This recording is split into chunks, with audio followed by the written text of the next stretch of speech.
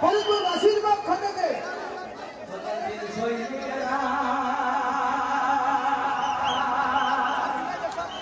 বাংলাদেশ সৈনিকেরাও মুজাহিদ ছাত্র যারাও বাংলাদেশ সৈনিকেরাও হিন্দু মুসলিম যারাও বাংলাদেশ সৈনিকেরাও ফিরমা শায়েক যারাও বাংলাদেশ সৈনিকেরাও আমাদের ধর্ম ইসলাম বলে আমরা ভারতের দাদাবাবুদেরকে ছাড় দিয়ে কথা বলি, ভারতের সাংবাদিকদেরকে আমরা ছাড় দিয়ে কথা বলি। তাছাড়া খুব বেশি কথা বলতে চাই না আজকে, জাস্ট এতটুকু বলবো, ভারতের যেই সাংবাদিকগুলো বাংলাদেশকে নিয়ে ভুয়া তথ্যের নিউজ ছড়ায়, এই সমস্ত সাংবাদিকদেরকে আমার কোনোভাবেই সাংবাদিক মনে হয় না। মনে হয় এই সমস্ত সাংবাদিক গুলিস্তানে জাঙ্গা বিক্রি করলে বেশি মানাবে ফরিদপুরের ভাই। আর একটা কথা, যেই সাংবাদিকরা নিউজ করে, ওরা বলেছি বাংলাদেশ আর থাকবে না, আমরা চট্টগ্রাম নিয়ে নিব, তারপরে আমরা ফেনীকে নিয়ে নিব, সব নিয়ে নিব, বাংলাদেশকে আমরা দেউলিয়া করে ছাড়বো। বেটা, এটা কোনো মামুর বাড়ির আবদার নয় যে আমার মাতৃভূমির 1 ইঞ্চি মাটি কাটতে চাইবে, তার পিঠের চামড়া একটাও থাকবে না ফরিদপুরের ভার আমার। মনে হয় ডক্টর ইউনূস সাহেব ভদ্র মানুষ, বাংলাদেশের মানুষরা ধর্মপ্রিয় মুসলমান, তারা শান্তি চায়। মনে রাখবা, পানি যতই ঠান্ডা হোক, কিন্তু পানির স্রোত যখন একবার শুরু হয়ে যায়, পানির স্রোতে বিশাল উঁচু পাহাড় ভেঙ্গে চুরে চূর্ণ বিচূর্ণ হয়ে যায়। অনেকে দেখি নেতা সাহেবরা বলেন, এখানে অনেক নেতা আছেন, আমি সবাইকে উইথ ডিউ রেসপেক্ট বলছি, অনেকে আমাদেরকে বোঝাতে চান যে ভারতকে আপনারা ভয় করে কথা বলবেন, ভারতের সৈনিক বেশি, সোলজার বেশি, আর্মি বেশি। আমি তাদেরকে সম্মানের সঙ্গে বলছি, তাদের সৈনিক হতে পারে 1 লাখ, আমাদের সৈনিক হতে পারে 1000, তবে পার্থক্য সংখ্যায় নয়, পার্থক্য এক জায়গায়। ভারতের 1 লাখ সেনার মাঝে আল্লাহর প্রতি ঈমান নাই, আর আমার বাংলাদেশ মাতৃভূমি 1000 সৈনিকের মাঝে আল্লাহর প্রতি অগাধ বিশ্বাস এবং ভরসা আছে। আর হাদিসে এসেছে, আল্লাহর হাবিব বলেছেন, একজন ইমানদার সাচ্চা মুসলমান 1000 কাফেরের সমান, ঠিক কিনা বলেন? অতএব আমাদের সঙ্গে শান্তি চাইলে ওয়েলকাম, আসেন, আমরাও শান্তি চাই। বাট আমাদের সঙ্গে যদি যুদ্ধ করতে চান, এটা কোনো সাধারণ যুদ্ধ হবে না, এই যুদ্ধের নাম হবে গজওয়ায়ে হিন্দ। এবং এই যুদ্ধের জন্য বাংলার জমিন থেকে একটা শহীদ আবু সাইদ নয়, 2টা শহীদ আবু সাইদ নয়, এই ফরিদপুরের জমিন থেকে হাজার হাজার শহীদ আবু সাইদ মাথায় কাপড়ের কাপড় বেঁধে বুকে তাজা রক্ত দিয়ে শহীদ হওয়ার জন্য রাস্তায় নামতে বাধ্য হবে। হাত তুলে বলো সবাই, ঠিক কিনা? নারায়ে তাকবীর, নারায়ে তাকবীর। ইসলামের শত্রুরা, ভারতের দালালেরা, হুঁশিয়ার সাবধান। মাতৃভূমি বাংলাদেশকে নিয়ে বলতে চাই, আমরা স্পষ্ট ভাষায় বলতে চাই, আগামীর বাংলাদেশে আমরা স্বৈরাচারকে চুল পরিমাণ বরদাস্ত করতে পারবো না। আগামীর বাংলাদেশ হবে ইসলামের বাংলাদেশ, ঠিক কিনা বলে? 1 নাম্বার কথা। 2 নাম্বার কথা হলো, আমরা দেখেছি গততে যখন তাফসির মাহফিল হতো, আলোচক সাহেব কোরআন থেকে তাফসির পেশ করতেন, আর কিছু তথাকথিত নেতা বক্তার থেকে মাইক কেড়ে নিত, রাজাকার, জঙ্গিবাদ, মৌলবাদ, বিভিন্ন ভাষায় তারা গালিগালাজ করত। আমরা স্পষ্ট ভাষায় বলতে চাই, আগামীতে আমার এই বাংলার মাটিতে তাফসির মাহফিল হবে, আমরা নিজেদের মতো তাফসির মাহফিল করব, পুলিশরা আসবে প্রটোকল দেওয়ার জন্য, পরিস্থিতি ঠিক রাখার জন্য। তাফসির মাহফিল করার জন্য কারোর থেকে পারমিশন নেওয়ার কোনো প্রয়োজন আমাদের কাছে নাই ফরিদপুরের ভাড়া, ঠিক কিনা বলে? আপনারা কি আমার সঙ্গে সবাই এই কথার ব্যাপারে দ্বিমত না একমত? একমত। আল্লাহ তাআলা কমিটির ভাইদেরকে নেক্সট বছর এর চাইতে আরো সুন্দর মাহফিল করার তৌফিক দান করুক। পড়েন সবাই আমিন। যারা আপনারা এসেছেন, যুবক কারা এসেছেন একটু হাত তুলবেন। যুবক যারা এসেছেন, হ্যাঁ সর্বনাশ, সবাই যুবক, পেছনেও যুবক। মাশাআল্লাহ মাশাআল্লাহ, হাত নামা। আয়োজক কমিটি তো যুবক, যুবক আসবে না তো আসবে কারা? আর মুরব্বী যারা এসেছেন একটু বেয়াদবি না নিলে একটু হাত তুলবেন। মুরব্বী কারা এসেছেন? মাশাআল্লাহ মাশাআল্লাহ, স্টেজেও আছে সামনেও আছে। তবে কিছু মুরব্বী আব্বা জান এসেছেন। আমি আমার কলিজার টুকরা মুরব্বী আব্বা জানদের জন্য দোয়া করে দেই, আল্লাহ আমার মুরব্বী আব্বা জানদেরকে নেক হায়াত দান করুক। পড়েন সবাই আমিন।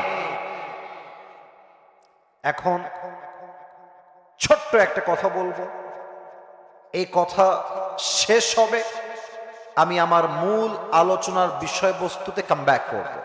খুব মনোযোগ দেন। কথা বলে কই পাশে স্টপ, কথা হবে না কলিজার ভাইয়ারা আমার, একদম চুপ।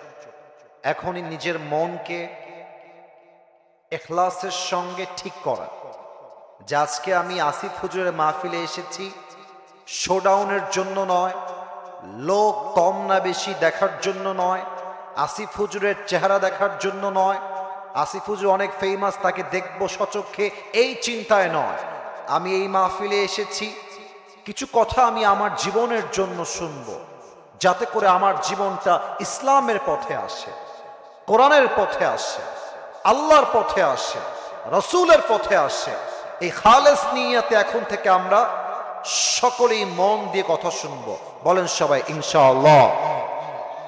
আমি তাকবীর দিব, তাকবীর দিয়ে আমার মূল বিষয়ে ফিরে যাব। দেখা যাক আপনাদের গায়ের জোর কত বেশি আছে আজকে। একটা কাশি দেন সবাই মিলে। মাশাআল্লাহ। ক্যামেরায় রেকর্ড হচ্ছে এটা, কালকে কিন্তু এটা ফেসবুকে ইউটিউবে আপলোড হয়ে যাবে। আমি চাই ফরিদপুরের সন্তান কম হোক বেশি হোক, আমার বিশ্বাস ফরিদপুরের সন্তানরা কেউ বিড়ালের বাচ্চা নয়, সব সিংহের বাচ্চাগুলো আমার সামনে বসে আছে এরা। সেই হিসেবে তাকবীর দিবেন যেন আওয়াজটা বিশাল ভারী আওয়াজ হয়। আমি তাকবীর দিব, আপনারা আমার সঙ্গে দিবেন। নারে তাকবীর, আল্লাহু আকবার। আল কোরআনের আলো ঘরে ঘরে জ্বলো, আল হাদিসের আলো ঘরে ঘরে জ্বলো। কোরআন হাদিস যেখানে আমরা আছি সেখানে, আলেম ওলামা যেখানে, আমরা আছি সেখানে। আল্লাহ যেন কবুল করে। পড়েন সবাই আমিন। আমিন।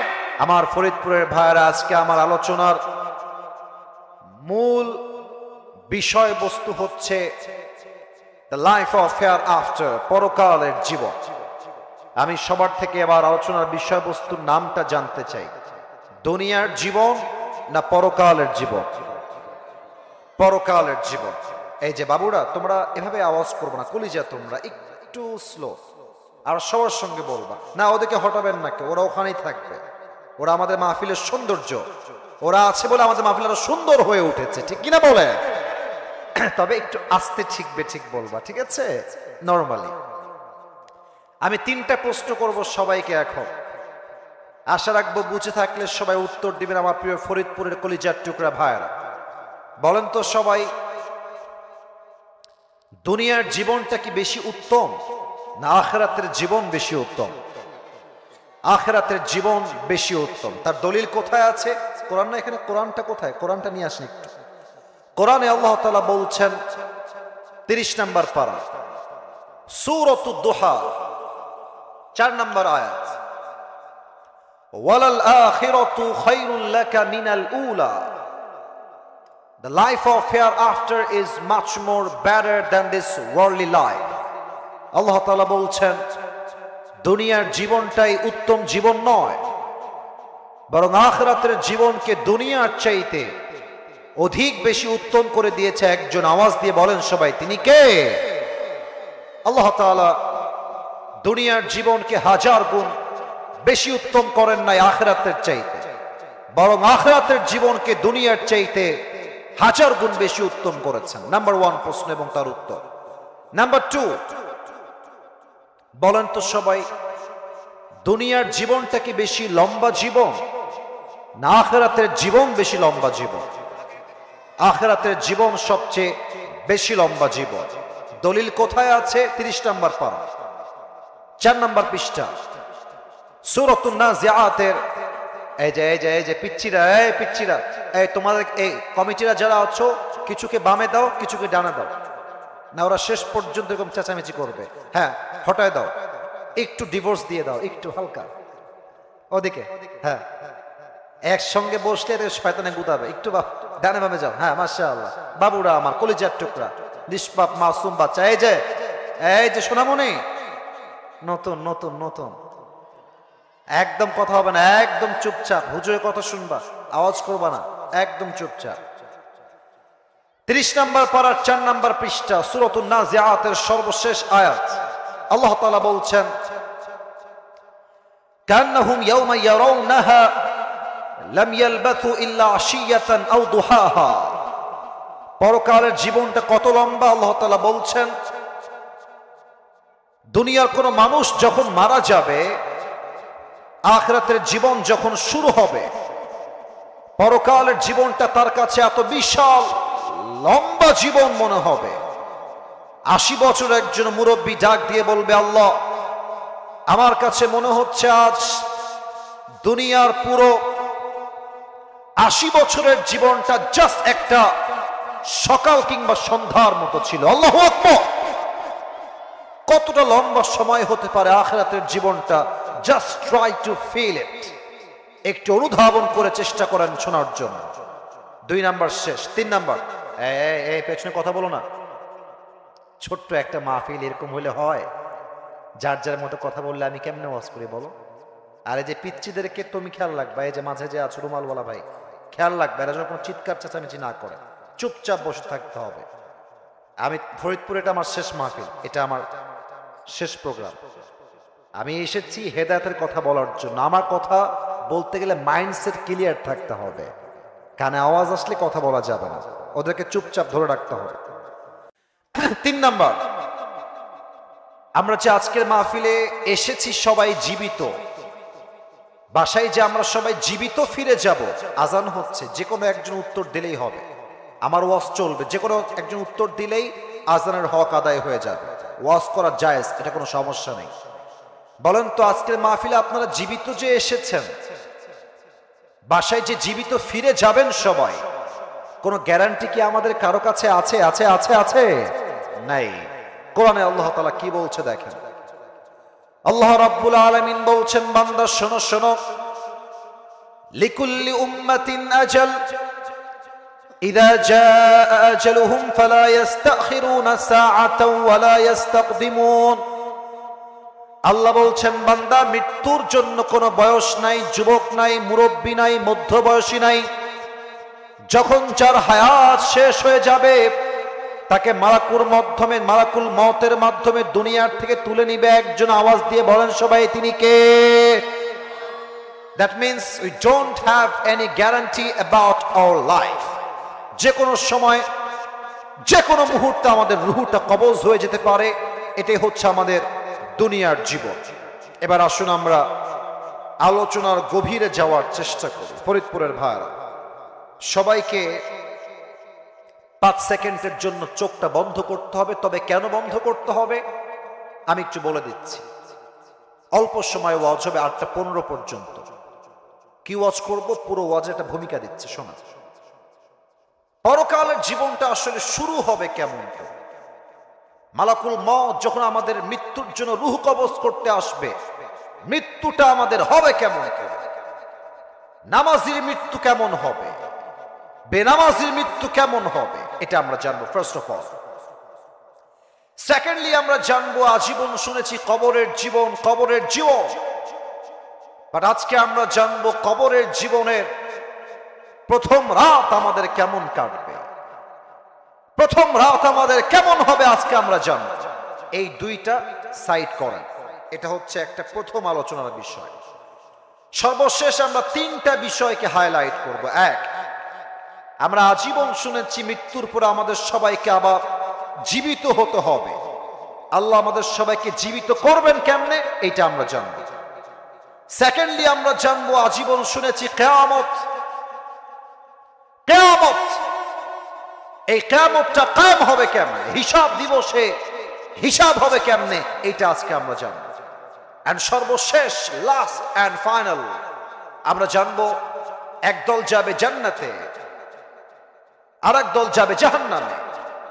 জান্নাতীরা জান্নাতে যাবে কেন, জাহান্নামীরা জাহান্নামে যাবে কেন, আজকে এই মোট 5টা বিষয়বস্তুকে সামনে রেখে পুরো ওয়াচটা হবে। সবাই থাকবেন তো ইনশাআল্লাহ? সবাইকে বলবো এবার আমার সঙ্গে চোখটা 5 সেকেন্ডের জন্য বন্ধ করবেন। আমি আমার চোখ বন্ধ করলাম, আপনারা যদি আমাকে ভালোবেসে থাকেন চোখটা বন্ধ করেন 5 সেকেন্ডের জন্য। সবাই চোখ বন্ধ, সবার মাথা নিচের দিকে যাবে। আমি কাউকে দেখতে পাচ্ছি না, তবে আমার বিশ্বাস আপনারা আমার কথা শুনছেন। চোখ বন্ধ, মাথা নিচের দিকে। এবার কি ভাববেন একটু বুঝে নেন। জাস্ট 5 সেকেন্ডের জন্য ভাবেন যে আজকে বাদ এশা আপনার মৃত্যু হতে পারে, বাদ ফজর আপনার জানাজা হতে পারে। একটু মৃত্যুকে স্মরণ করেন। 5 সেকেন্ডের জন্য কবরে আপনাকে রাখা হয়েছে, কালকে আপনার কবরের জীবন শুরু হয়ে গেছে। একটু ভাবেন। আমি 5 গুনছি। 1, 2, 3, 4, 5। ফরিদপুরের ভাইরা চোখ খুলেন, মাথা উঁচু করেন, আমার চোখে চোখ রাখেন। মালাকুল মউত যখন মানুষের সামনে এসে দাঁড়িয়ে যাবে, হাদিসে আসছে মানুষের মাঝে 2টা দলে মানুষ ভাগ হয়ে যাবে। এক হচ্ছে নামাজি বান্দা, আর এক হচ্ছে বেনামাজি বান্দা। নামাজি বান্দার সামনে যখন মালাকুল মউত আসবে, তার দেহের চামড়ার রং হবে সাদা, দেহের জুব্বা হবে সাদা, তার মুখে থাকবে লম্বা লম্বা চাপ দাড়ি, দেখতে হবে তাগড়া যুবকের মতো। নামাজি বান্দার সামনে এসে মালাকুল মউত ডাক দিয়ে বলবে, ইয়া আইয়াতুহান নাফসুল মুতমাইন্নাহ উখরুজি ইলা মাগফিরাতিল্লাহি ওয়া রিজওয়ানিক।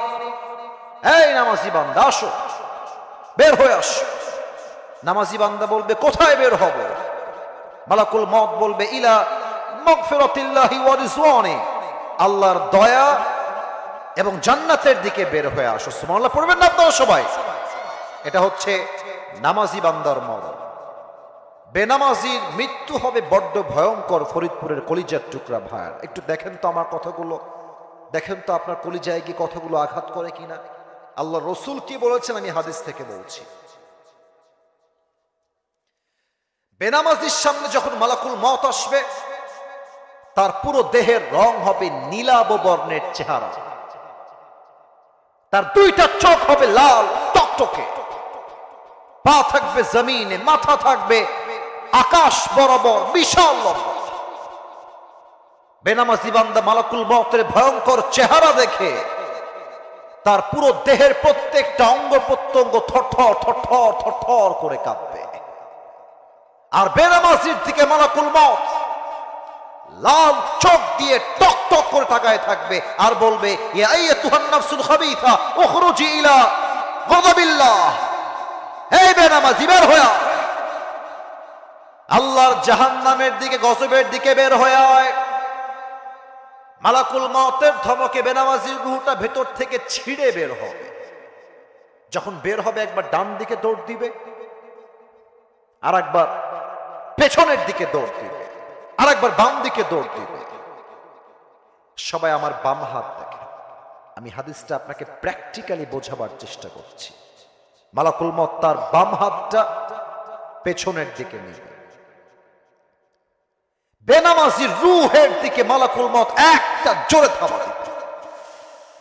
যখন তার রূহটাকে তার বুক থেকে এমনি টেনে হিচড়ে বের করবে, হাদিসে আসছে একটা জীবিত ছাগলকে যাবেহ না করে তার চামড়া কেউ যদি টেনে হিচড়ে ছিঁড়ে ফেলে, ওই ছাগলটার যে পরিমাণ কষ্ট হয় তার চাইতে কমসে কম 70 গুণ বেশি কষ্ট দিয়ে বেনামাজি যুবক, বেনামাজি মা, বেনামাজি বোন, বেনামাজি মুরব্বী তার রূহটা 70 গুণ বেশি কষ্ট দিয়ে কবজ করা হবে। বলেন সবাই নাউজুবিল্লাহ। আচ্ছা বলেন তো আপনারা, যুবকরা বলবেন বিশেষ করে, এই যে বললাম 70 গুণ বেশি কষ্ট হবে বেনামাজির মৃত্যুর সময়, এখানে এমন কেউ কি আছেন যে এই আযাবটা সহ্য করতে পারবেন? এমন কেউ কি আছে? আছে আছে কেউ না। রূহ যখন কবজ হয়ে যাবে, ব্যাস এবার আপনার কবরের জীবনের ধাপ শুরু হয়ে যাবে। হাদিসে আসছে পরকালের জীবনের প্রথম ধাপ হলো কবর। তবে প্রশ্ন করব একটা সবাইকে এই মুহূর্তে, উত্তর হয়তো বা 95% মানুষ ভুল দিবেন। 95% মানুষ ভুল উত্তর দিতে পারেন।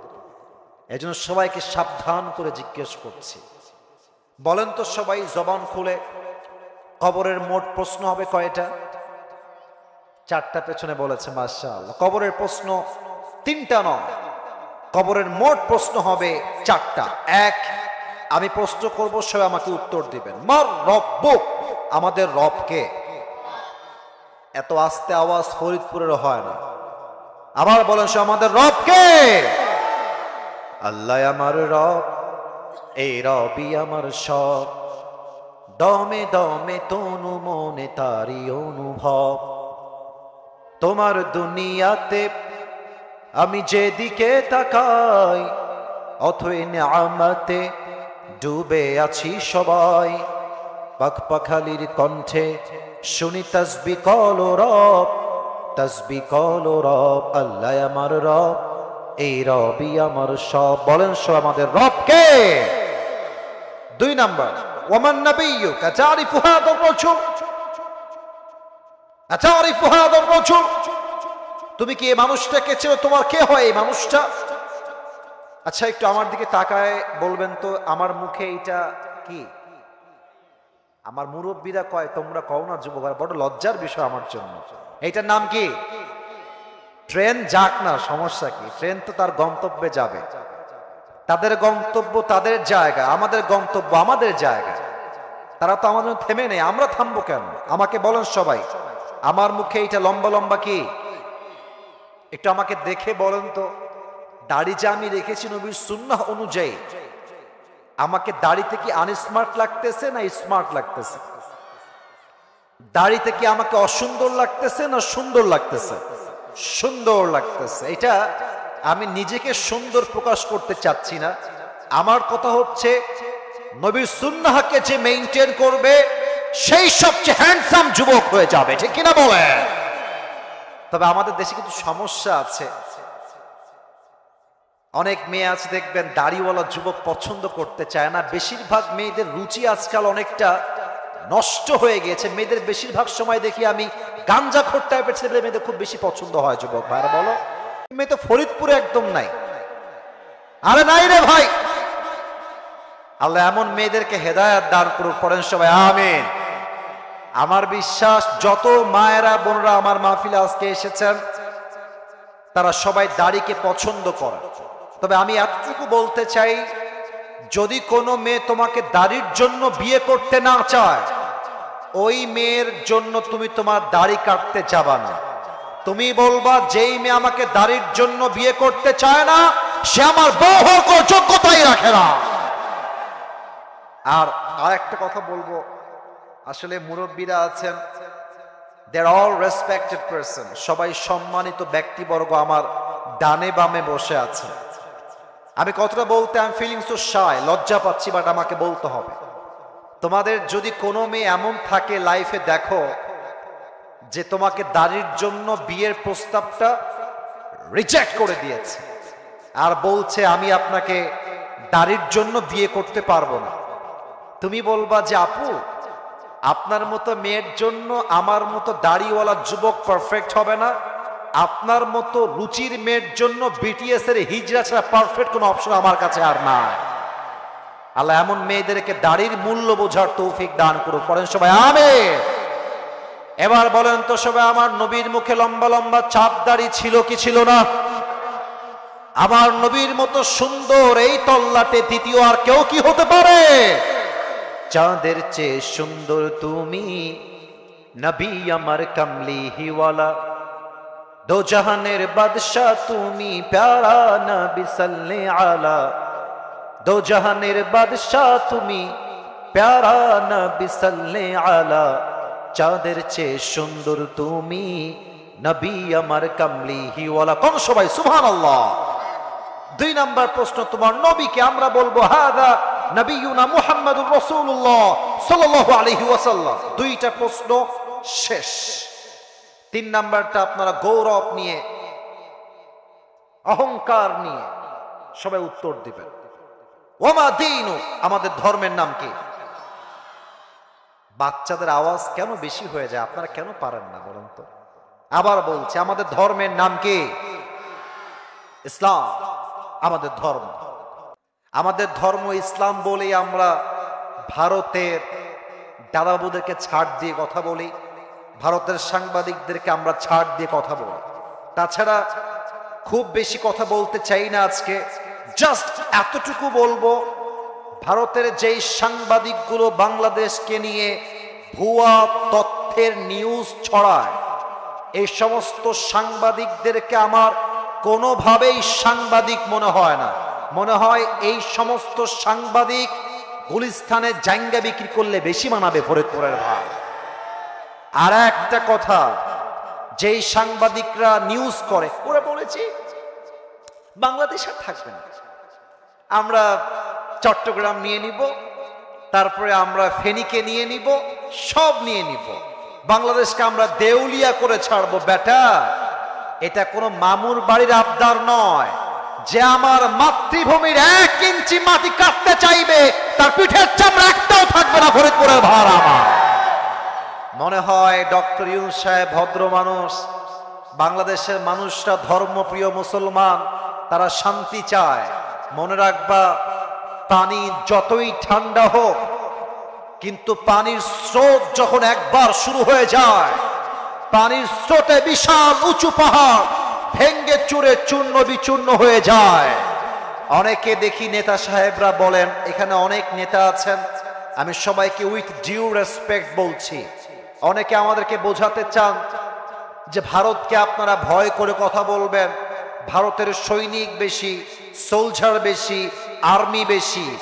আমি তাদেরকে সম্মানের সঙ্গে বলছি, তাদের সৈনিক হতে পারে 1 লাখ, আমাদের সৈনিক হতে পারে 1000, তবে পার্থক্য সংখ্যায় নয়, পার্থক্য এক জায়গায়।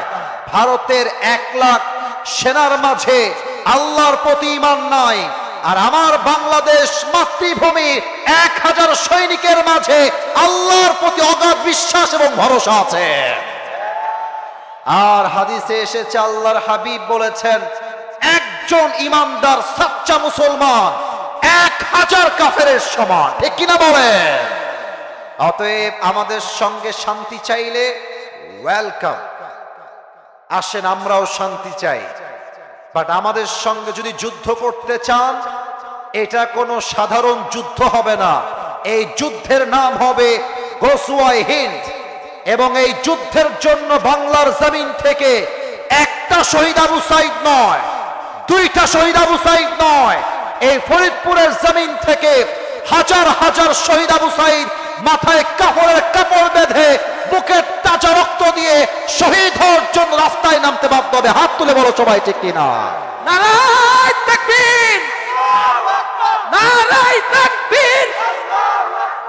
ইসলামের শত্রুরা, ভারতের দালালেরা, হুঁশিয়ার সাবধান। আপনারা কি কাউকে ভয় টয় পান নাকি ভাই? আবার বলেন, ভয় পান কাউকে? ভয় পান? আল্লামা দেলোয়ার হোসেন সাইদি হুজুর বলতেন, বিড়ালের মতো 500 বছর বেঁচে থাকার কোনো দাম নাই, সিংহের মতো 1 ঘন্টা গর্জন দিয়ে আমরা বাঁচতে চাই ফরিদপুরের ভাড়া। 3 নাম্বার প্রশ্ন, আমাদের ধর্ম হচ্ছে ইসলাম।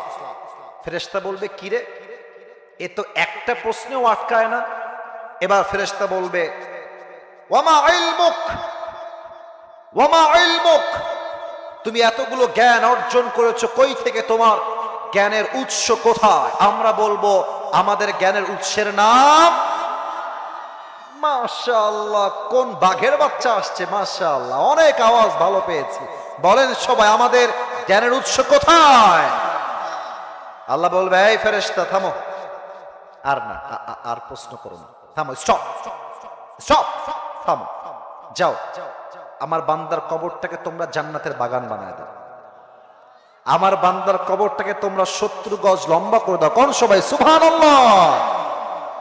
আজকের ওয়াজ যদি বাদেশা হতো, আপনাদেরকে অনেক ওয়াজ শোনাতাম প্রিয় ভাইরা, তবে বেশি সময় নেই। এখন আমরা সেকেন্ড পার্টে আসবো। সবাই দুই হাত তোলা, সবাই দুই হাত তোলা, আমার সঙ্গে তাকবীর দিবেন, আমার সঙ্গে দিবেন, একটা তাকবীর দিবেন। দ্বিতীয় বিষয়ে আমরা যাব। কি হয়েছে? প্রতিবন্ধী ছেলে কি সমস্যা? দোয়া চাওয়ার জন্য। আচ্ছা ঠিক আছে, ওকে, এটা শেষের দিকে দিলে ভালো হবে। ঠিক আছে। ওয়ালাইকুম আসসালাম, মাশাআল্লাহ। একজন প্রতিবন্ধী, আল্লাহকে শেফায়ে আজলা কামিলা দান করুক। পড়েন সবাই আমিন। ঠিক আছে, বসে দাও, বসে দাও, বসে দাও, বসে যাও, বসে যাও। মাশাআল্লাহ, তাকবীর দিবেন আমার সাথে। দেখা যাক গায়ের জোর কত বেশি মাঝের দিকে। নারায়ে তাকবীর। আল কোরআনের আলো, আল হাদিসের আলো, কোরআন হাদিস যেখানে আমরা আছি সেখানে, মাশাআল্লাহ, আলেম ওলামা যেখানে আমরা আছি সেখানে, ফরিদপুরবাসী যেখানে আমরা আছি সেখানে। আসুন আমরা লাস্ট এন্ড ফাইনাল তিনটা বিষয় শুনে যাই। নাম্বার 1, পরকালের জীবনটাকে আল্লাহ সুবহানাহু ওয়া তাআলা হাদিসের ভাষ্যমত অনুযায়ী তিনটা ভাগে ভাগ করেছেন।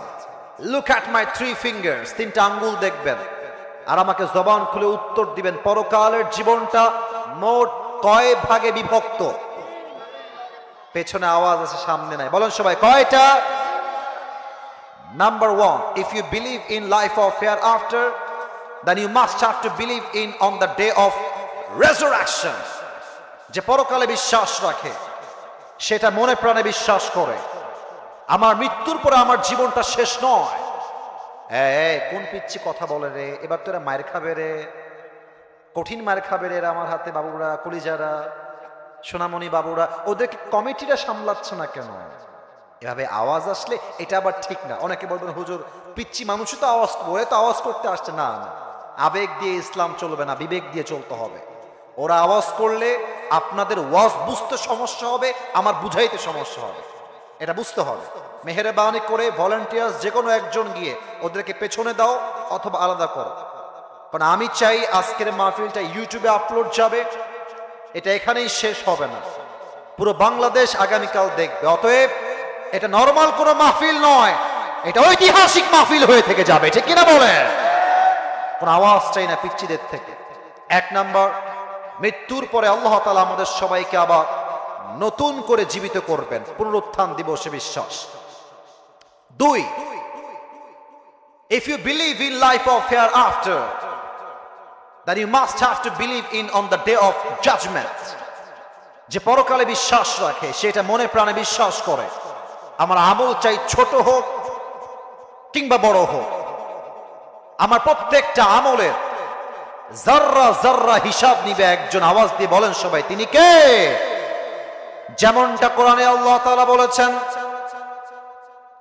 ফামান ইয়ামাল মিসকালা যাররাতিন, আস্তে আস্তে আস্তে, আপনারা ওই পিচ্চিদেরকে মারামারি করতে যাবেন না, খুব বেশি ধমক দিবেন না, একদম চুপচাপ বসায় দেন। ফামান ইয়ামাল মিসকালা যাররাতিন খায়রান ইয়ারা ওয়া মান ইয়ামাল মিসকালা যাররাতিন শাররান ইয়ারা। আল্লাহ রাব্বুল আলামিন বলছেন, বান্দা যাররা পরিমাণ ভালো আমল যদি হয়, এটাও কিয়ামতের দিবসে হিসাব হবে। যাররা পরিমাণ খারাপ আমল যদি হয়, এটাও হিসাব নিবে একজন। আওয়াজ দিয়ে বলেন সবাই, তিনি কে? মাশাআল্লাহ, আওয়াজ পাচ্ছি মনের মতো। এবার 2 হাত দেখেন, আমি আয়াতটা প্র্যাকটিক্যালি বোঝাতে চাই, আপনারা তুলতে হবে না, আমার 2 হাত দেখলেই হবে। 2 হাত দেখা যায়? কথা বলেন, দেখা যায়? কিয়ামতের দিন আল্লাহ তাআলা বলবেন যে আমাকে দিয়ে আমি বোঝাই। আল্লাহ বলবে, এই আসিফ হুজুরের আমল নামাটা ওজন দাও, ওজন দেওয়া হবে। তো কোরআন বলছে, ফাম্মা মান সাকুলাত মাওয়াজিনুহু ফাহুয়া ফি ঈশাতির রাদিয়া। যদি বান্দার আমল নামা জাস্ট 1% একটু উপরের দিকে উঠে যায়, জাস্ট a little bit, একদম হালকা। আল্লাহ বলবেন যাও আমার বান্দাকে তোমরা এই মুহূর্তে জান্নাতের ফয়সালা শোনায় দাও। সুবহানাল্লাহ। আপনারা হয়তোবা নাম শুনেছেন পাকিস্তানের একজন বড় আলেম স্কলার, তার নাম হলো মাওলানা তারিক জামিল। নাম শুনেছেন আপনারা? আমি তার কথা প্রায় আমার লেকচারে মেনশন করি, কারণ তার ওয়াজগুলো আমি একটু শুনি ভালো। যারা হিন্দি বোঝো, যারা উর্দু বোঝো, মোটামুটি তোমরা ওনার ওয়াজ শুনবা। আমি তোমাকে বলতে পারবো আশা রেখে, তার একটা ওয়াজ হয়তোবা তোমার হেদায়াতের ওয়াসিলাও হতে পারে। এতটা মারাত্মক কথা তিনি তার বক্তব্যের মাঝে প্রায় বলেন। তো সেই দিন হিসাব দিবস নিয়ে আমি একটা ওয়াজ করছিলাম, তো তারপরে আমি তার একটা ওয়াজ শুনলাম যেটা আমি নিজেও কোট করেছি। মাওলানা তারিক জামিল সেই দিন একটা হাদিস বললেন, পরকালের জীবনে হিসাব দিবসে এক অবাক করা ঘটনা ঘটবে। কি ঘটবে? একজন যুবক আল্লাহর দরবারে দাঁড়াবে, আল্লাহ বলবে অমুক যুবকের আমল নামা তোমরা ওজন দাও। ওজন দেওয়া হবে, দুইটা আমল ওজন দেওয়ার পরে দুইটাই 50-50 হয়ে যাবে। এবার বলেন তো জান্নাতে যাওয়ার জন্য আমল লাগে মাত্র আর কয়টা? মাশাআল্লাহ, এরা বুঝে গেছে। সবাই বলবেন লাগে কয়টা? একটা আমল হলেই সে জান্নাতি হয়ে যাবে। তো তারিক জামিলের ভাষা হচ্ছে উর্দু ভাষা। উনি তার ভাষায় বললেন, जब उसका अमल दोनों बराबर हो जाएगा तो वो कहेगा मुझे टेंशन की कोई बात नहीं है, मेरी बाप तो यहां पर है। अगर मैं अपनी बाप से कहूं कि मुझे बस एक अमल दे दो, मेरी बाप मुझे एक अमल देगा और मैं कन्फर्म जन्नती हो जाऊंगा। যুবক বলবে আমার কোনো টেনশন নাই। এই ছেলে পেলে, তোমরা এত অভদ্র কেন বাবুরা? কেন তোমরা এত অভদ্র? এই তোমরা কেন ভিতরে আসছো না কেন? ভিতরে অনেক জায়গা আছে, পাশে কেন আছো? আচ্ছা থামেন আব্বাজান, আব্বাজান তোমরা না আমার কলিজার টুকরা। মুরব্বীরা কি ভাবে তোমাদের ব্যাপারে? আবার কই যাও ওখান থেকে? ওখানে দাঁড়াও, ওখানে দাঁড়াও, ওখানে দাঁড়াও। তোমাদের আসতে হবে না, দাঁড়ায় থাকো, দাঁড়ায় থেকে ওয়াজ শোনো, কিন্তু আওয়াজ করবো না। আমাকে বাজে অভিজ্ঞতা দিয়ে বাসায় ফেরাই দিও না, আমি কিন্তু আগামীতে আসবো না। বাজে অভিজ্ঞতা দিও না তোমরা আমাকে। কতবার মানা করলাম, পিচ্ছিরা চুপচাপ, তোমরা কথা বলছো একদম চুপ। তোমাদের পায়ে আমার হাত, ভাইয়ের আমার মাপ চাই তোমাদের কাছে, আওয়াজ করো। যুবক বলবে আমার বাপের কাছে একটা আমল চাইলেই তোমার আব্বা আমাকে একটা আমল দিয়ে দিবে, আমার কোনো টেনশন নেই। বাবার কাছে আসবে, এসে বলবে আব্বা मैं तुम्हारी बेटा हूं, मुझे जन्नत में जाने के लिए बस एक अमल की जरूरत है। अब्बा তুমি যদি আমাকে একটা আমল আজকে দান করে দাও, আমি আজকেই জান্নাতি হয়ে যাব এই মুহূর্তে। আব্বা বলবে কে তোমার বাবা? তুমি কে? কিসের বাবা? বের হও। আমার তো দুনিয়ায় কোনো বউ ছিল না, ছেলে আসবে কই থেকে? ও খরচ, বের হও। আব্বা मैं तुम्हारी बेटा हूं, আমি তোমার ছেলে। আব্বা একটা আমল আমাকে দাও আব্বা। মর্মান্তিক হাদিসটা। বাপ বলবে আরে যাও এখান থেকে, কে তোমার বাপ? আমি তোমার বাপ না। যুবকটা বাবার থেকে খালি হাতে ফিরে আসবে, আম্মাকে বলবে আম্মা একটা আমল আমাকে দাও আম্মা, मैं तुम्हारी बेटा हूं, তোমার আদরের কলিজার টুকরা ছেলে আমি, একটা আমল দিলে আজকে আমি জান্নাতি হয়ে যাব। মা বলবে कौन है तुम्हारी माँ? मैं तुम्हारी माँ नहीं हूं, मेरा तो शौहर नहीं था, मेरा बेटा कहां से आएगा? अरे আমার তো স্বামী নাই, আমার সন্তান কই থেকে আসবে? বের হও, কোন আমল আমার কাছে নাই। যুবকটা বের হয়ে আসবে, বউ বাচ্চা সন্তান বাবা মা কেউ তাকে একটা কেউ দিবে। এবার ওই যুবকটা টেনশনে পড়ে যাবে, চুপচাপ বসে বসে চোখের পানি ছেড়ে কান্না করবে আর হতাশ হয়ে যাবে। আরেকজন যুবক তার কাছে আসবে, এসে বলবে আরে ভাই তুমি ইতনি পেরেশান কি হো? কি হয়েছে তোমার ভাই? এত চিন্তা কিসের তোমার? কি লাগবে আমাকে বলো, হতে পারে আমি তোমার সহযোগিতার জন্য হাত বাড়াতে পারি। যুবকটা বলবে আরে ভাই আপনি জানতো বাপ চিনছে না, মা চিনছে না, আপনি কোথাকার কে? আপনি বের হন, आप मेरी कोई मदद नहीं कर सकते, আপনি বের হয়ে যাও। সে বলবে ভাই বলেন না কি লাগবে আপনার, হতে পারে আমি আপনার সাহায্য করতেও পারি। যুবকটা ডাক দিয়ে বলবে ভাই मेरी दोनों अमल बराबर हो गया है। अगर मैं जन्नत में जाना चाहूं तो मुझे बस और बस एक ही अमल की जरूरत है। भाई रे, একটা আমল হলেই জান্নাতি হয়ে যাব, একটা আমল আমাকে কেউ দিচ্ছে না। যুবকটা বলবে শিওর, একটা আমল হলেই জান্নাতি, শিওর? বলবে ইয়েস, একটা আমল হলেই জান্নাতি। বলবে যান, একটা আমল আজকে আমি আপনাকে দান করব। এত আস্তে বললেন কেন? জোরে পড়েন সবাই সুবহানাল্লাহ। যুবকটা অবাক হয়ে তাকিয়ে থাকবে আর বলবে সত্যি আপনি আমাকে একটা আমল দিবেন ভাই? How come it possible? মজা করছেন নাকি ভাই? আরে না, লাগবে কিনা তাই কম, লাগলেই দিব আপনাকে। দেন দেন দেন। একটা আমল নিয়ে সোজা আল্লাহর কাছে পৌঁছে আল্লাহকে বলবে আল্লাহ এই দেখো একটা আমল পেয়ে গেছি, দাও আমাকে এখনই জান্নাত দাও। আল্লাহ বলবে এই তুই একটা আমল কই পাইলি? তোর তো একটা আমল বাপ মা ভাই বোন কেউ দেয় না, তোর আমলটা দিল কে তোকে? আল্লাহ সব জানে, তাও জানতে চায়। বান্দা বলবে হ্যাঁ আখি, ये जो मेरी भाई है इसने मुझे एक আমল दिया है। আল্লাহ আমার এই ভাইটা আমাকে আজকে একটা আমল দিয়েছে। अल्लाह बोलबे এই যুবক, तुमने अपनी भाई को एक আমল किस लिए दिया है? কেন দিয়েছো তুমি একটা আমল? বাপ দেয় না, মা দেয় না, বউ দেয় না, বাপ দেয় না, কেউ দেয় না, তুমি কেন দিলা আমাকে বলো। যুবকটা বলবে আল্লাহ मेरे पास सिर्फ एक ही আমল है। ও আল্লাহ আমার কাছে আমল আছেই মাত্র একটা। अगर ये है तो भी मैं जहन्नमी हूं और अगर ये नहीं है तो भी मैं जहन्नमी हूं। আল্লাহ আমল আছেই মাত্র একটা, আমি তো অমনিতেও জাহান্নামী এমনিতেও জাহান্নামী। তা আমি ভাবলাম একটা আমল দান করে যদি আমার ভাই জান্নাতি হয়ে যায় তবে আমার সমস্যা কোথায়? আমার একটা আমল দয়া করে মায়া করে আমি আমার ভাইকে দান করে দিয়েছি। আল্লাহ বলবে ও আচ্ছা আচ্ছা, तुम मुझसे भी बड़ा मेहरबान बनना चाहते हो ও বান্দা, তাই নাকি?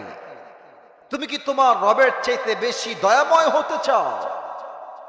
তুমি কি তোমার রবের চাইতে বেশি মায়াময় হতে চাও? নো, শোনো, আনার রহমান, আনার রহিম, I am the most merciful, I am the most gracious, I am the most kindful Lord। मुझसे बड़ा मेहरबान और कोई भी नहीं हो सकता। আমি হলাম সবচেয়ে দয়াময়, আমার দয়ার শেষ নাই। যাও, আজ তোমার আমল 50 থেকে 51 হয়ে গিয়েছে, जाओ तुम जन्नत में चले जाओ, लेकिन तुम अकेले जन्नत में मत जाना। जिस भाई ने तुम्हें एक अमल दिया है तुम भी जन्नत में जाओ, अपनी भाई को साथ लेकर दोनों जन्नत में चले जाओ। कौन सबाई सुभान अल्लाह। আল্লাহ বলবে এই বান্দা কি রে, তোর কি মনে হয় তোর চাইতে আমার দয়া কম? না, আমার দয়া আকাশ সমান, আমার দয়ার সাগরের শেষ নাই। আজকে তোর আমল হয়ে গিয়েছে 51, যা জান্নাতে। তবে তুই একা যাস না, তোর যেই ভাই তোকে একটা আমল দিয়েছে তুইও জান্নাতে যা, তোর ভাইকে নিয়ে দুইজন মিলে উভয় জান্নাতে প্রবেশ কর। কোন সবাই সুবহানাল্লাহ। হিসাব দিবসে আমল নামা হওয়া লাগবে 100তে 51। এবার আসুন হিসাব দিবসে প্রথম হিসাব কি বিষয় হবে কে বলতে পারে? মাশাআল্লাহ মাশাআল্লাহ, সবাই উত্তর দিয়েছেন। হাদিসটা হচ্ছে আউয়ালু মা ইউহাসাবু বিহিল আবদু ইয়াউমাল কিয়ামাতি আস-সালাহ। কিয়ামতের দিবসে প্রথম হিসাব হবে নামাজ নিয়ে। এবার আরেকটা প্রশ্ন দিবেন, উত্তর বলেন তো ইসলামের দ্বিতীয় খলিফার নাম কি? মাশাআল্লাহ, দেখছেন বাচ্চাদের আওয়াজ দেখছেন, ওকে কে থামায় কোন? ওরা আগেই পারবে। যুবকরা উত্তর দেয়নি, ও আগে উত্তর দিয়েছে। অ্যাপ্রিশিয়েটেড, খুব ভালো লাগছে বিষয়টা। আরেকবার জিজ্ঞেস করছি, এবার বাদ যেন কেউ না যায়। ইসলামের দ্বিতীয় খলিফার নাম কি? ওমর ফারুক রাদিয়াল্লাহু তাআলা আনহু। এটা হাদিস বলবো, এটা আমার শেষ ঘটনা। আমরা প্রবাদ বাক্য বলি না মাঝে মাঝে যে শেষ ভালো যার, সব ভালো তার। এই হাদিসটা আপনি শুনবেন, ঘটনাটা। ওমরের কাছে একজন যুবক আসছে, যে আগুনের পূজা করে, অগ্নি উপাসক, এসে বলছে অমর, I have on complaint, আমার কাছে একটা অভিযোগ আছে। কি অভিযোগ বলো? সে বলল আমার নাম হলো আবু লুলু আল মাজুসি, আমি একজন আগুনের পূজারী, আমি একজন গোলাম। আমার মালিক প্রত্যেক দিন আমার কাছে 6 দিরহাম চার্জ করে, বাট আমার অভিযোগ হচ্ছে আমি 6 দিরহাম দিতে পারি না, তুমি কমিয়ে এটাকে 2 দিরহাম করে দাও। ওমরে ফারুক বলছে ওকে, নট আ বিগ ডিল, আমি করে দিব, but I have to know about your income source. তোমার ইনকামের সোর্সটা কোথায়, তুমি কি কাজ করে খাও, আমাকে আগে এটা ইনফর্ম করো।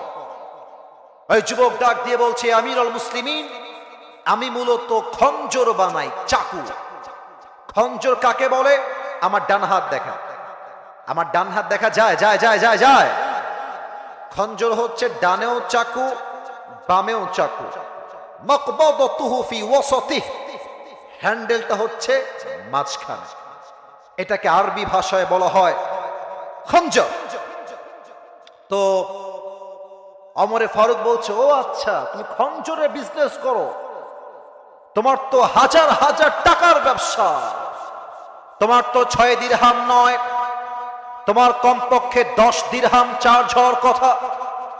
অমর তার উল্টা রায় দিয়েছে। এবার ওই যুবক ডাক দিয়ে বলছে অমর, ও আচ্ছা আচ্ছা, সবাই যেহেতু মুসলমান তাই তুমি সবার বেলায় নরম, আর আমি যেহেতু কাফের তাই তুমি আমার বেলায় গরম, তাই না অমর? হুমকি দিচ্ছে কি দেখেন, হুমকি। বলছে অমর, আমি তোমাকে হত্যা করে ছাড়ব। নাউজুবিল্লাহ বলবেন না আপনার সবাই? হত্যার হুমকি দিয়ে বের হয়ে গেছে। এবার ওমরে ফারুককে হত্যা করবার জন্য সে বিশাল লম্বা একটা চাকু বানিয়েছে, জাস্ট ওমরকে হত্যা করবার জন্য। এবার যারা আমার মাহফিলে এসেছেন, যতটুকু দেখা যায় সবাই আমার পেটের ডান দিকে দেখবেন, যতটুকু দেখা যায়, আমি জানি স্পষ্ট দেখা যাবে না, যতটুকু দেখা যায় আমার পেটের ডান দিকে দেখবেন।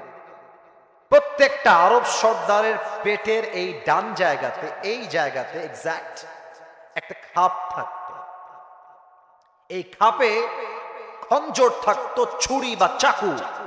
2টা কারণ, এক, শত্রুপক্ষকে অ্যাটাক করার জন্য, অথবা শত্রুপক্ষের অ্যাটাককে ডিফেন্স করার জন্য।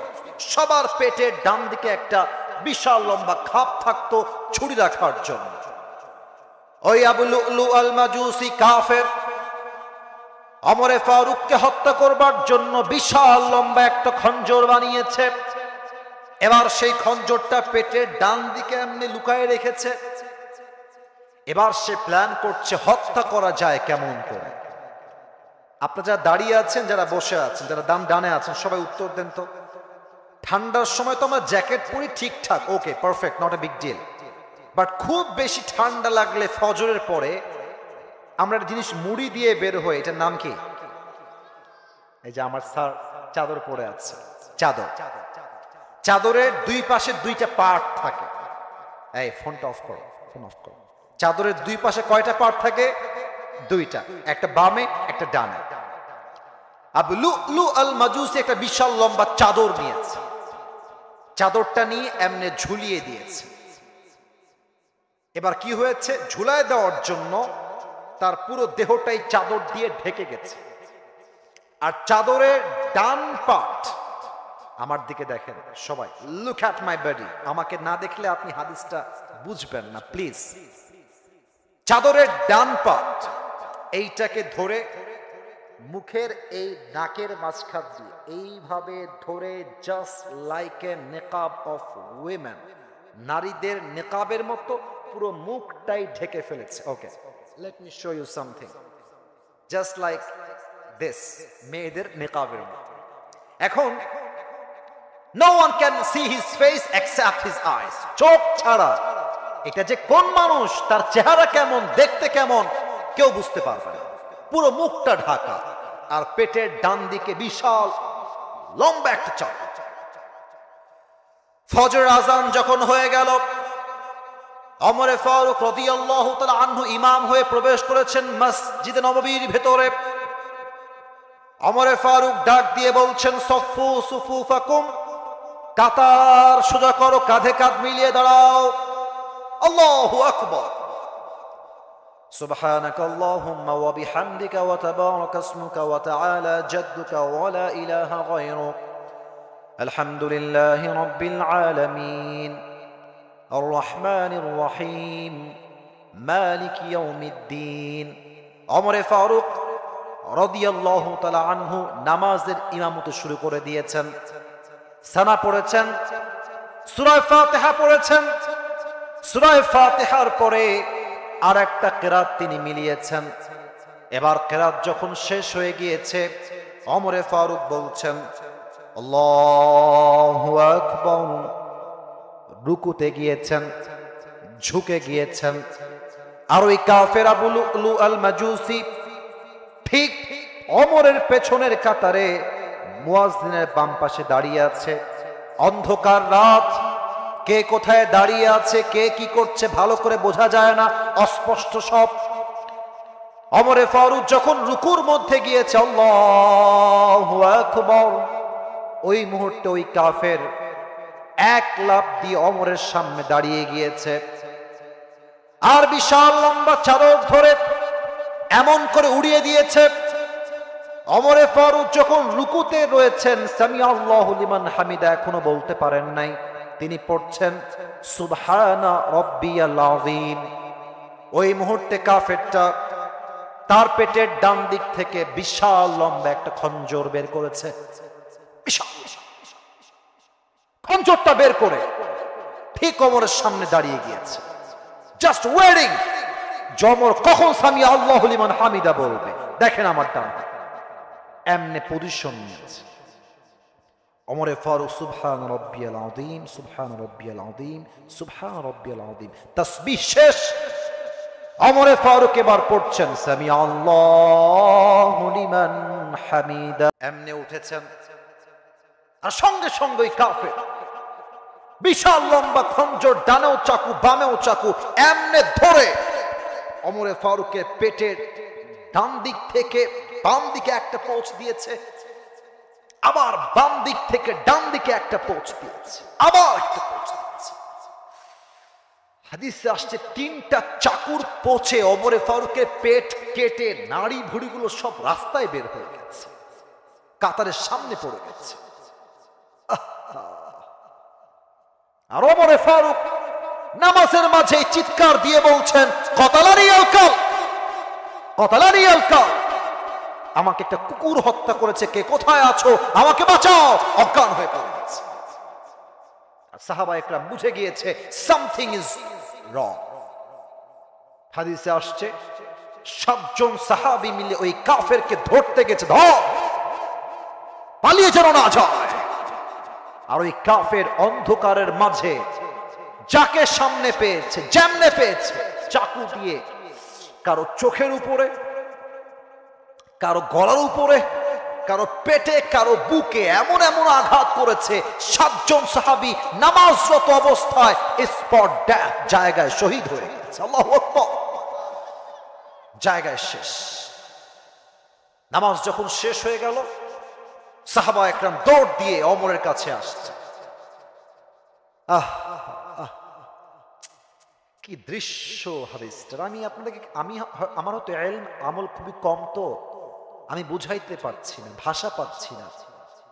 দেখেন তো একবার, কথাগুলো বুঝেন তো। ডাক্তাররা আসছে, এসে ওমরে ফারুকের পিঠের এই দুই পাশে হাত দিয়ে উঠিয়েছে, আর দুইটা ঠোঁট এমনি হা করে এক গ্লাস পানি নিয়ে পানি তার মুখের ভেতরে দিয়েছে। পানি যখন গলা দিয়ে ঢুকেছে, হাদিসে আসছে গলা দিয়ে পানিগুলো নেমে, বুক দিয়ে পানিগুলো নেমে, পুরো পেট এতটা কেটে গেছে, সবগুলো পানি পেটের এই বাম দিক দিয়ে গলগল করে বাহিরে বের হয়ে পড়ে গেছে। সাহাবা একরাম বলছে, পানি দিয়ে কাজ হবে না, লেটস ব্রিং দ্য মিল্ক, দুধ নিয়ে আসো, দুধ গাও খাওয়া, এটা সহজে বের হবে না। দুধ নিয়ে আসছে, উঠিয়েছে, ঠোঁট ফাঁক করেছে এবং দুধ দিয়েছে। দুধ গলা দিয়ে নেমে, বুক দিয়ে নেমে, পুরো পেট কেটে সবগুলো দুধ বাহিরে গলগল করে বের হয়ে গেছে। সাহাবা একরাম এই দৃশ্য সচক্ষে দেখে চোখের কান্না আর কেউ থামাতে পারে না। সবাই বুঝে গেছে ওমরে ফারুক হয়তোবা আর কখনোই চোখ খুলবেন না, এই তো জীবন শেষ, আর জীবনে হয়তোবা তিনি চোখ খুলবেন না। একজন সাহাবী দূর থেকে দেখছেন ওমরে ফারুক রাদিয়াল্লাহু তাআলা আনহু তার চোখটা একদম সামান্য খুলেছে, it's a very very little bit, একদম ছোট। যখন চোখটা খুলেছে ওই সাহাবী দূর থেকে দেখেছে যে ওমরে ফারুক তার চোখটা সামান্য খুলেছে। ওই সাহাবী দূর থেকে চিৎকার দিয়ে বলছে, মালাকা ইয়া ওমর, মালাকা ইয়া ওমর, হে ওমর আপনার কি হয়েছে, আপনি ঠিক আছেন তো? দৌড় দিয়ে আসছে, কি লাগবে আপনার আমাকে বলেন। ওমরে ফারুক ইঙ্গিত করছে একবার কান একবার ঠোঁট, একবার কান একবার ঠোঁট। ওই সাহাবী দৌড় দিয়ে গিয়ে কানটা ওমরের ঠোঁটের কাছে দিয়েছে। আর সে ভাবছে হয়তোবা আমাকে জিজ্ঞেস করবে, এই সাহাবী শোনো, রাষ্ট্রের সম্পত্তি সব দেখে রেখো, আমার বউকে দেখে রেখো, বাচ্চাকে দেখে রেখো, আমি দুনিয়ার থেকে বিদায় নিয়ে চলে গেলাম, এই চিন্তা করে কানটা বাড়িয়েছে। আল্লাহু আকবার। ওমরে ফারুক তার জীবনের শেষ মুহূর্তে ওই সাহাবীকে জাস্ট একটা কথা জিজ্ঞেস করেছিলেন। উনি বললেন, এই সাহাবী, কারো খবরের প্রয়োজন নাই, আমাকে জাস্ট এতটুকু বলো, আসাল্লান নাস, আসাল্লান নাস, আমি ওমর অজ্ঞান হওয়ার পূর্বে যেই নামাজের ইমাম ছিলাম, আমার অজ্ঞান হওয়ার পরে সাহাবায়ে কেরাম সেই নামাজটা জামাতের সঙ্গে আদায় করেছে কিনা। সুবহানাল্লাহ বলো সবাই। কোন সাহাবী? যেই সাহাবীকে আল্লাহর হাবিব দুনিয়াতে জান্নাতের টিকিট দিয়ে বিদায় দিয়েছে, দুনিয়াতে জান্নাতের টিকিট, পেট কেটে নারী ভুড়ি সব বাহিরে বের হয়ে গিয়েছে, সব ভুলে গিয়েছে, নামাজ ভরে নাই। এজন্য একজন আলেম ডক্টর মিজানুর রহমান আজহারি হুজুর, নাম তো শুনেছেন আপনারা সবাই, আজহারি হুজুর, ওনার নানা নাম হচ্ছে গোলাম সরওয়ার সাইদি হুজুর। মানুষটি মারা গেছেন, আমি দোয়া করি আল্লাহ ওনাকে জান্নাতের উঁচু মাকাম নসিব করুক, পড়েন সবাই আমিন। উনি একটা কথা বলতেন তার ওয়াজের মাঝে, আমি শেষ মুহূর্তে কথা জাস্ট পয়েন্ট করছি, কোট করছি। উনি বলতেন, নামাজ নাই যার, ঈমান নাই তার। নামাজ নাই যার, মুসলমান হিসেবে পরিচয় দেওয়ার কোন যোগ্যতাই তার নাই ফরিদপুরের ভাড়া, ঠিক কিনা বলে? বড় লজ্জা লাগে আমার বলতে, আজকে আজান হয় মসজিদে, যুবকরা মোড়ে মোড়ে দাঁড়িয়ে পাবজি খেলে বেড়ায়, ফ্রি ফায়ার খেলে, টিকটক চালায়, মাঠের মোড়ের রাস্তার উপরে ক্রিকেট খেলে, আজান হয়ে নামাজ শেষ হয়ে যায়, যুবকটা মসজিদে আসতে চায় না। বড় লজ্জার বিষয় এটা আমাদের জন্য। এজন্য সবাই এই মুহূর্তে দুইটা হাত তুলবেন, সবাই সবাই দুইটা হাত তুলবেন, আমার সঙ্গে ওয়াদা করবেন। মূলত ওয়াদা আমার সঙ্গে না, এটা আল্লাহর সঙ্গে ওয়াদা করবেন। সবাই একটা হাসি দেন, হাসি না, দিলকে অ্যাক্টিভ করেন, চোখটা একটু উঁচুতে রাখবেন আল্লাহর দিকে। বলেন সবাই জবান খুলে আল্লাহ। পেছনে আওয়াজ বেশি সামনের চাইতে, সামনের ভাইদের আওয়াজ চাই। বামে যারা এসেছো তোমাদেরকে আমি জোর করে নেই বসার জন্য, আমি চাইলে আমার ক্ষমতার থেকে বসাইতে পারতাম, আমি চেয়েছি তোমরা ওয়াজটা শোনো, এটাই আমার চাহিদা ছিল। এই মুহূর্তে তোমাদের সবার থেকে আমি কথা শুনতে চাই, তোমাদের থেকেও চাই। বলেন সবাই ও আল্লাহ। আজ ফরিদপুরের মাটির থেকে আমি তোমার শাহী দরবারে দিল থেকে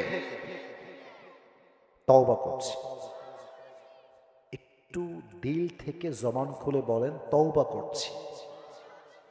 ডাকেন তো একবার আল্লাহকে, ও আল্লাহ তুমি আমার জীবনের সব গুনাহ মাফ করে দাও। আপনার ডানের ভাইরা বলেন না, আবার সবাই মিলে বলেন মাফ করে দাও। পড়েন সবাই আমিন। সর্বশেষ একটা ওয়াদা আল্লাহর সাথে, এটা করেই আমরা দোয়া করব। আর আমি আমার প্রোগ্রামে যাব, আপনারা জামাত করবেন, আমি মাঝে নামাজ পড়ে নিব। বলেন সবাই আল্লাহ আমি তোমাকে। এবার আওয়াজটা জোরে দিয়ে বলবেন, বলেন সবাই ওয়াদা দিলাম। আপনারা ফাঁকিবাজি কইরেন না, বলেন সবাই এক বাক্যে ওয়াদা দিলাম আজ থেকে 5 ওয়াক্ত নামাজ আমি আর কখনো, হাতটা এবার একটু নাড়াইতে হবে, ছাড়বো না। সবাই প্লিজ প্লিজ 3 বার, ছাড়বো না। আর একবার কোন সবাই, ছাড়বো না। লাস্ট ভালো যার সব ভালো তার, বলেন সবাই ছাড়বো না। বলেন সবাই ইনশাআল্লাহ। আল্লাহ আমাদের সবাইকে নামাজি বান্দা হিসেবে কবুল করুক, পড়েন সবাই আমিন।